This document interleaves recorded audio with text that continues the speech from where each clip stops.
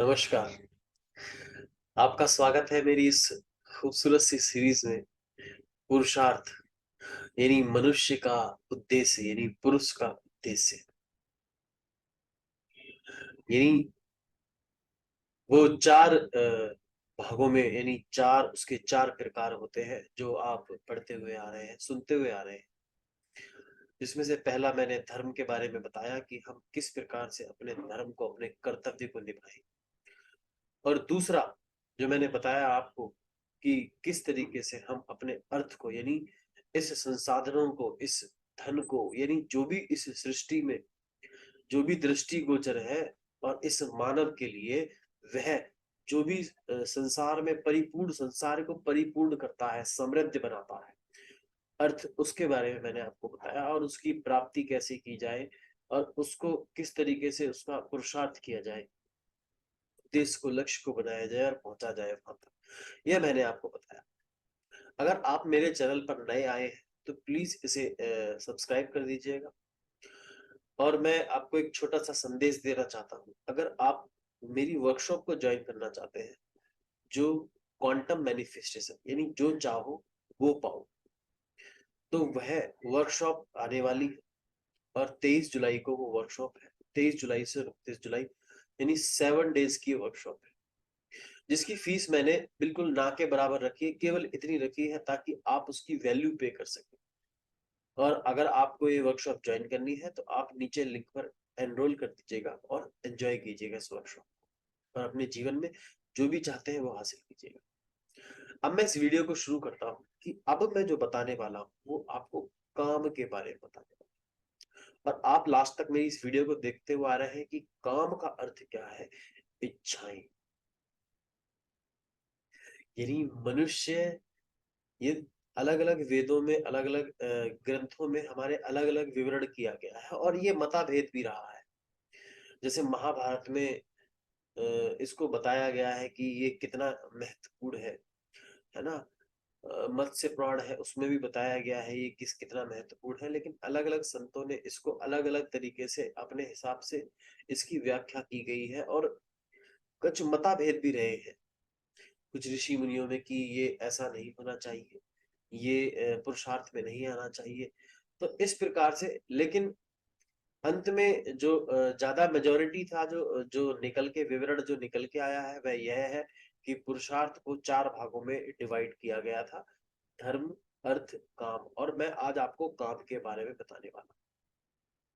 यानी आप जानते हैं कि हमारे पास पांच इंद्रियां हैं और हम उन्हीं पांचों इंद्रियों से अपने कर्मों को भोगते हैं, यानी अपने जीवन के आनंद को लेते हैं, उस सुख की प्राप्ति करते हैं जो इस संसार में विद्यमान है। और सच कहूं, मेरा मानना, मेरा पर्सनल व्यक्तित्व, जो मेरा खुद का मानना है वह यह है कि इस संसार में जिस चीज की भी उत्पत्ति है, चाहे वो प्राकृति हुआ, चाहे वो मनुष्य हुआ, चाहे वो आपका एनिमल्स हुआ, चाहे वो वृक्ष हुआ, चाहे वो फल हुआ, चाहे वो स्त्री हुई, वो चाहे कुछ भी क्यों ना हुआ, हम इस पृथ्वी पर जीवन में एक्सपीरियंस लेने के लिए आए। मेरा ये पर्सनल मानना है। बाकी सबके मताभेद क्या है वो अब अलग अलग तरीके से सबके कहना है, लेकिन मेरा मानना ये है कि इस पृथ्वी पर जो भी चीज आई है वो हम उसे अनुभव करना चाहते हैं। और यहीं से एक इंटरेस्टिंग बात सामने आती है कि जब हम अनुभव की बात करते हैं तो केवल हमें अनुभव ही लेना चाहिए, उसके आदी नहीं होना चाहिए। लेकिन मनुष्य अपनी इंद्रियों पर काबू नहीं पा पाता, क्योंकि वह जानता नहीं है कि जो उसके 80 बिलियन न्यूरॉन है, उसमें एक प्रोग्रामिंग हो जाती है, वो चीज ट्रिगर हो जाती है। उदाहरण के तौर पर मैं आपको बताना चाहूंगा कि कोई भी पुरुष एक स्त्री के प्रेम में इस प्रकार पड़ा हुआ है कि वो अपना सब कुछ बर्बाद करके बैठा हुआ है। ये काम है। उसको उसको उस स्त्री की छवि से, उसकी स्त्री के मोह से, उसकी काम वासना से उसे इतना मोह हो गया है, लगाव हो गया है कि वह उसको हासिल करने के लिए सब कुछ त्यागने के लिए तैयार है।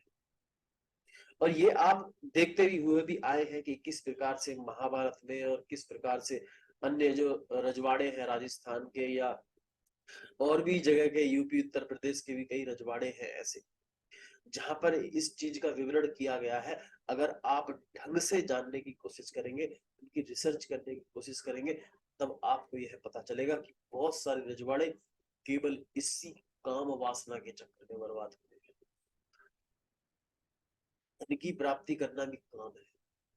यानी जो भी आपके भीतर इच्छा प्राप्ति हो रही है, जो भी आप चाहते हैं कि मैं इस प्रकार से इसको करूं, चाहे वो किसी को छूकर हो, चाहे वो स्मेल करके हो, उसकी गंध से हो, चाहे फिर वह उसकी आवाजों को सुनकर हो, यह सब हमारी इच्छाएं हैं।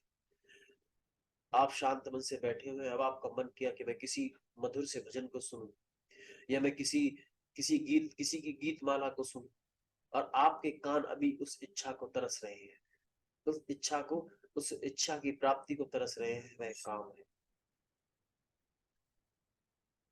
और यह भी कहा गया है कि पुरुषार्थ एक लक्ष्य है, उसका उद्देश्य है, उसी उद्देश्यों में ये उसी पुरुषार्थ का एक भाग है काम।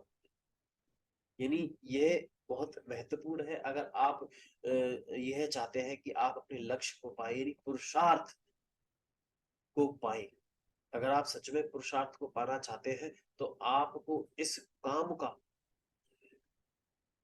सही ढंग से प्रयोग करना होगा। और हमारे गीता में भी यही लिखा गया है कि काम का जब जब काम पुरुषार्थ का हम उपयोग करें, यानी काम पुरुषार्थ का जब हम प्राप्ति करें, तो धर्म का अवश्य ध्यान रखें। चलो इसको मैं साइंटिफिकली और स्पेसिफिक लैंग्वेज में समझाने की कोशिश करता हूँ, क्योंकि ये एक तो वेग फॉर्म होगी, लेकिन मैं स्पेसिफिक लैंग्वेज में समझाने की कोशिश करता हूँ आपकी लाइफ से एसोसिएट करके। यानी हमारे ग्रंथों में इस अर्थ का, इस बात का यह मतलब है कि जब हम किसी भी इच्छा की प्राप्ति करते हैं, तो हमें केवल उसका अनुभव होना चाहिए।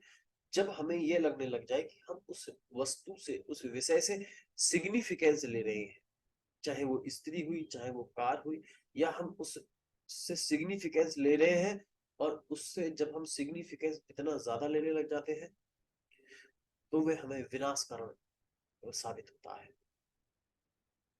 आपने देखा होगा कि जब वो किसी से प्रेम करता है, तो इसका अर्थ ये नहीं है कि वो उसके लिए मर जाएगा, नहीं। उसको केवल उसके फ्रंटल लोब पे उसकी छवियां इतनी बुरी, आई मीन इस उसकी जो मॉडलिटीज है, या जिसे मैं कहूंगा कि वो उसके न्यूरॉन्स में इस तरीके से पड़ा हुआ है कि वो हमेशा लगातार उसका जो मस्तिष्क है, ब्रेन है, लगातार उसके फ्रंटल लोब पर हिट करता है। कई बार उसकी छवि हिट करती है, कई बार उसके साथ रहना हिट करता है, कई बार उसकी बातें हिट करती हैं, कई बार उससे किए गए उसके साथ प्रॉमिस हिट करते हैं, कई बार वो उसकी वीरता को ललकारती है।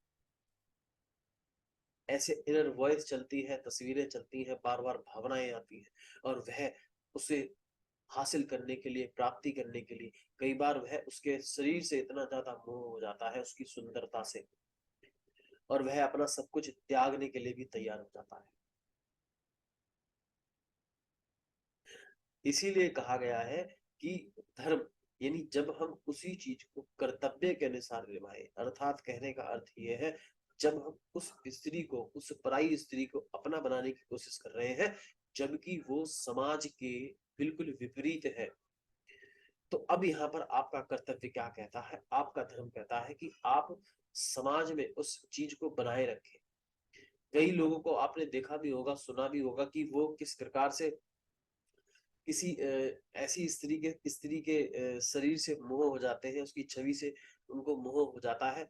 वो ये भूल जाते हैं कि उसके बच्चे भी हैं, उसका परिवार भी है, उसके पति भी है, और वह उन सबको खत्म करके उस स्त्री को पाने के लिए कोशिश करता है। इसी प्रकार लोग मर्डर करते हैं। बहुत सारे मैं बहुत सारे लोगों को जानता भी हूँ, जो यहाँ पे चीजों को जिनका व्याख्यान मिला हुआ है। तो ऑल ओवर कहने का अर्थ यह है कि वो काम जो है, यानी इच्छाएं जो है, वो हमें धर्म के हिसाब से लेनी चाहिए। यानी कहने का मतलब ये है कि सृष्टि में, यानी आप समाज में रह रहे हैं, तो वह इस प्रकार होनी चाहिए कि उसकी इकोलॉजी बैलेंस होनी चाहिए। यानी आपको धन कमाना है तो किसी के पेट में चाकू मार के नहीं कमाना। जब उसकी इकोलॉजी बैलेंस होगी तब वह धन आपको मिल जाएगा। और एक चीज का और ध्यान रखें, जब लोग या आपको ऐसी शिक्षा दी जा रही है या आपको बार बार ऐसे डायलॉग आ रहा है कि भाई पैसा आना चाहिए कहीं से भी आए, जिसे कहते हैं काम वासना, जिसे हम सेक्स कहते हैं, वो मिले कैसे भी मिले। जब आप इस प्रकार की प्रवृत्ति में आ जाते हैं, मनोदशा में आ जाते हैं, तब आप ये समझ लीजिएगा कि उस मनुष्य का, जो ये मनुष्य इस प्रकार से प्रवृत्ति दे रहा है आपको, या आप उसकी प्रवृत्ति को ले रहे हैं, या उस व्यक्ति को इस प्रकार की प्रवृत्ति आ रही है कि सेक्स कहीं से भी हो होना चाहिए या पैसा कहीं से भी होना चाहिए, वो अपने काम की इच्छा की पूर्ति के लिए जो भी ये कर रहा है, वह सब एक अनर्थ का कारण है। क्योंकि वह इकोलॉजी उसकी बैलेंस नहीं है, वो अधर्म की तरफ राह पर लेकर जाता है आपको। वह आपको कर्तव्य, आपके कर्तव्यों को भुलाकर जो करने की कोशिश कर रहा है, वह यानी हम अपने भीतर के न्यायालय को समाप्त करके उसे उजाड़ कर उस चीज को हासिल करना चाहते हैं। यानी ये कितने कमाल की बात है, अगर हम अपने इस कर्म को, आई मीन काम को, यानी जो इच्छाएं हैं हमारी, उनको सही ढंग से अपनी इंद्रियों से परसीव करें और सही ढंग से अपने जीवन में उनको मूल्यों को समझे और अपने हिसाब से उन चीजों को करें, तो ये कितना मूल्यवान हमारे इस जीवन में साबित होगा। तो मित्रों, यह वीडियो मैंने इसीलिए बनाया, आई मीन इसका, क्योंकि ये पुरुषार्थ से जुड़ा हुआ था और ये काम है, और हमें काम का पूर्ण रूप से एंजॉय लेना चाहिए। अर्थात आप समझ चुके हैं कि इच्छाओं को, पूरी इच्छाओं की पूर्ति करनी चाहिए, उनका अनुभव लेना चाहिए। हम उसमें ट्रिगर ना हो जाए, एंकर ना हो जाए, हम उनके आदी ना हो जाए, हमें उसकी लत ना पड़ जाए। अब मैं ये नहीं कहता कि आप ड्रग्स का अनुभव लीजिएगा, बिल्कुल भी नहीं लीजिएगा। जो आपको, जो आप जानते हैं कि उसका शरीर का बहुत नुकसान है, जो आप जानते हैं स्मोकिंग करने से आपके शरीर को बहुत नुकसान हो सकता है, आप जानते हैं कि किसी भी गलत जगह पर सेक्स करने से आपके शरीर को कोई भी नुकसान हो सकता है, तो वो अनुभव लेने की कोई जरूरत नहीं। वो अनुभव किसी प्रकार का कोई अनुभव नहीं है। मैं उस अनुभव की बात कर रहा हूँ जिससे हमें अच्छा प्राप्त हो, जिससे हमें गलत प्राप्त हो, जिससे हमें गलत फील हो, वो उस अनुभव को लेकर हमें क्या करना है। लेकिन जब भी अगर वो अनुभव भी कई बार जीवन में मिल जाता है यूं ही राह भटकते भटकते, क्योंकि ईश्वर या यूं कहो कि ब्रह्मांड हमको वो सब सिखाना चाहता है, बताना चाहता है कि तुम गलत राह पर चल रहे हो, ये मत करो। तो आप अपने काम को, अपनी इच्छाओं की पूर्ति के लिए अच्छे धर्म से कीजिएगा, ईमानदारी से कीजिएगा, और बिल्कुल भी अपने प्रति काइंड रहिएगा यार, दयालु रहिएगा अपने प्रति, कि बिल्कुल भी ये मत सोचिएगा कि ये चीज ऐसे है, वैसे हो जाएगी, वैसे हो जाएगी। ऐसा कहीं नहीं लिखा हुआ है कि अपनी इच्छा की पूर्ति के लिए आप कुछ भी कर जाओ। यह कथन गलत है अगर आपको सिखा रहा है। ये बिल्कुल आपके पास कोई गलत बुक है या कोई गलत मेंटर आपने चूज कर लिया है, जो आपको ये सिखा रहा है कि पैसा आना चाहिए तो कहीं से भी आना चाहिए, सेक्स होना चाहिए तो कहीं से भी होना चाहिए। अपने तो इंद्रियों का भोग के लिए, कुछ पल के भोग के लिए आप अपने अंदर के न्यायालय को नष्ट नहीं कर सकते। और अब मैं इस वीडियो का अंत करता हूँ, और अब मैं नेक्स्ट वीडियो जो है वो आपको मोक्ष की तरफ लेकर चलता हूँ, कि क्या मोक्ष होता है और इसे कैसी प्राप्ति कैसी की जाए। फिलहाल इस वीडियो का मैं यही अंत करता हूँ। मैं उम्मीद करूंगा कि आपको ये समझ में आया कि आप अपनी इच्छाओं की पूर्ति के लिए कोई भी ऐसे कार्य को ना करें जो सामाजिक के लिए असामाजिक हो या अधर्म की तरफ लेकर जाए।